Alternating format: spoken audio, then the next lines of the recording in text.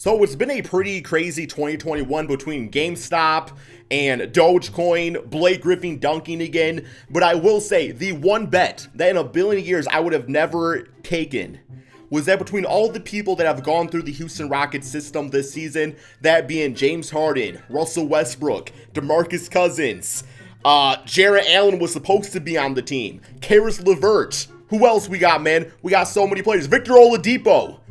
But the one man left standing, and the one guy that's probably been the most impressive, surprisingly, of the bunch, Kelly Olynyk.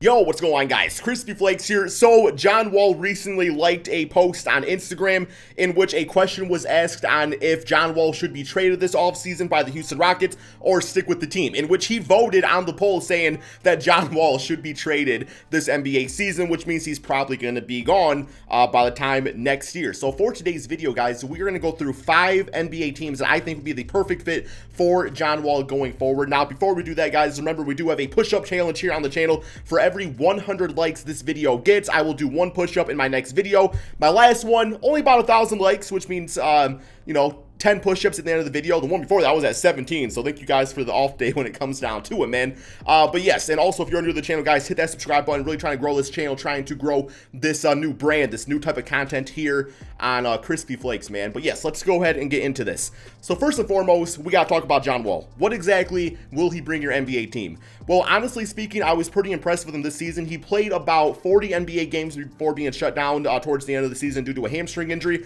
Now, I don't know if he was actually injured or just like, hey, we're kind of tanking type of injured out there. But regardless, he's averaging like 20, 21 points per game, about 7 assists, always good defensively. I think John Wall still has a lot to offer to an NBA team. Now, I will say, I asked you guys on Twitter which teams you guys think he should go to, and a lot of people voted saying retirement home, which I completely do not understand. Now, I do realize the contract, it's pretty large, but at the same time, he only has 2 years left on it. And with that being said, man, like he said, he has next season about $40 million owed. The season after that, it is a player option. So I doubt John Wall, declines that, but at the same time, Wall is getting kind of up there in age to an extent. We all know he has an injury history, so there's a good chance next season that John Wall tries to go for the damn All-Star team, and thus, hopefully decline that player option and re-signing a long-term contract. So you could really get a short-term beast-ass John Wall. Not to mention next year's free agent class is really not all that strong, so you could see a team maybe not getting so lucky in the lottery or something like that, draft lottery, taking a chance on John Wall with a little bit of their salary cap, right, man? So I do think he has a lot to offer. I don't think retirement home is quite the right answer in this case. But the first team, and this is not like in any like particular order, but the first team that I think would be the perfect fit for John Wall would actually be the Boston Celtics. Now, keep in mind too, I'm going to name off like some different like trades and players that I think would probably have to be shifted to get that done.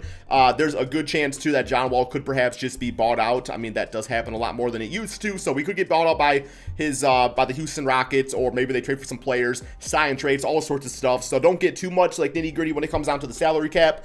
Just assume that I'm hoping that there's a way to work out some sort of trade to get it done. But I have the Boston Celtics for my first team. And in this trade, I would do something along the lines, like I said, fill in salary as needed. John Wall and Eric Gordon, and probably a second-round draft pick in exchange for Kemba Walker and Romeo Langford. The reason I would do that, man, is just because I feel like the Celtics team, they need more playmaking at that point guard spot, a little bit more defense right there. Guys, a guy, I should say, being John Wall, that can get the ball over to Jaylen Brown and Jason Tatum, but also one of those guys in transition.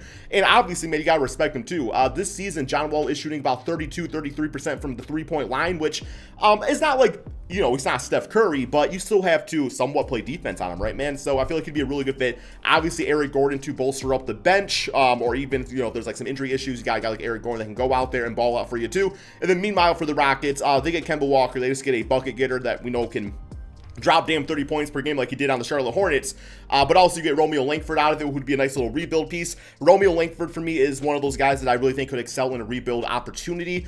Obviously, he's not really getting the minutes right now on the Boston Celtics due to the reason that they are going for championships and stuff like that, man. But look at Kevin Porter Jr. as a prime example of a guy that went to the Houston Rockets and all of a sudden playing really good basketball. The next team I have would actually be the Indiana Pacers, and this would kind of be some sort of trade revolved around Miles Turner, with the hopes of the Pacers kind of going more in the direction of small ball.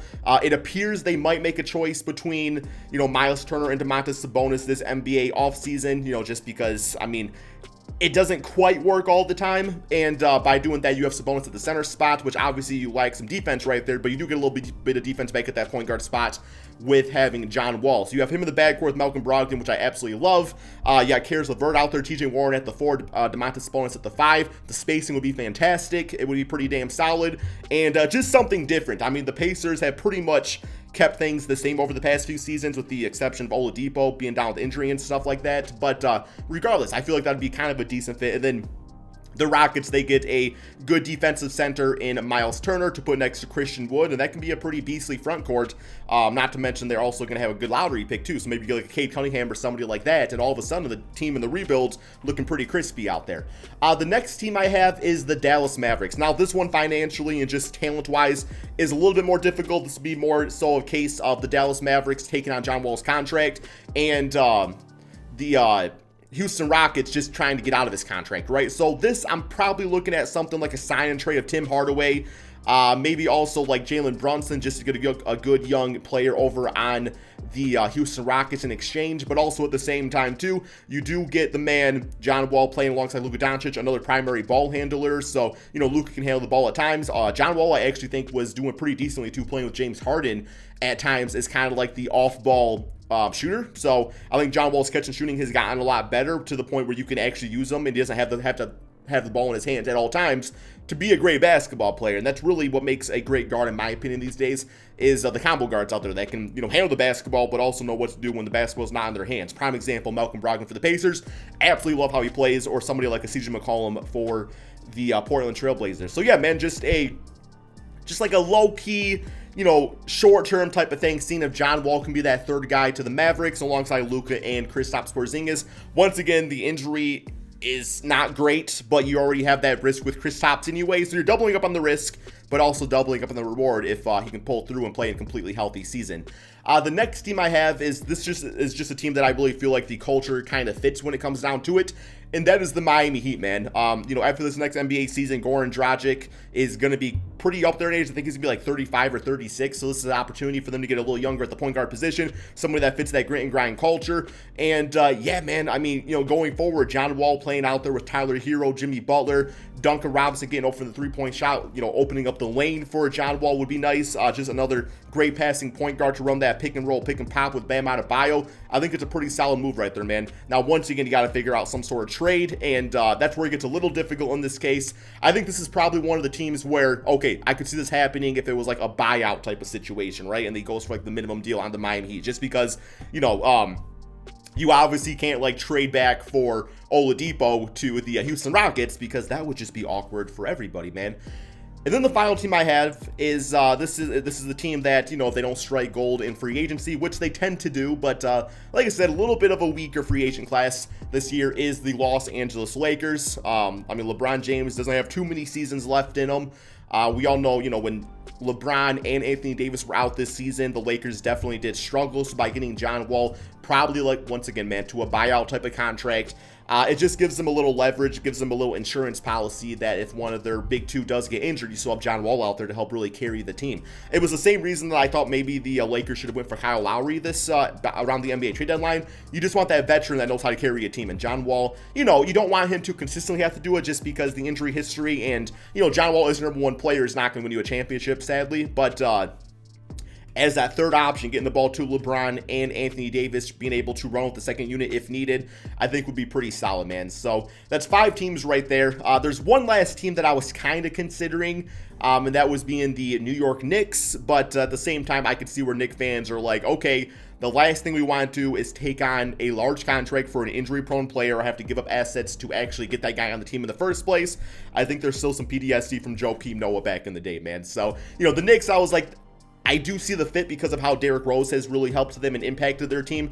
You know, another good young athletic guard, and John Wall could also do the same type of thing. But yeah, I totally get it, man. But I just really want to point out the point of emphasis that I do not think John Wall is some washed up player. I do think if the Houston Rockets were competitive right now, he would probably be playing. It's just a matter of they probably do want to offload him this offseason. There's no reason to really have him on the team as of right now. So you don't want to take the risk of, you know, A, playing him, B, the team actually playing good with him out there, thus affecting the draft lottery. And also, you know, if he does play and get injured, then once again, you're just going to be stuck with that contract. So they did a good job of showcasing his talents this season. They put up the 21-7, and he, in my opinion, kind of looked like older version of John Wall, man. He just looked like a good point guard yet again. So wish him the best for him, guys. You guys let me know in the comment section below.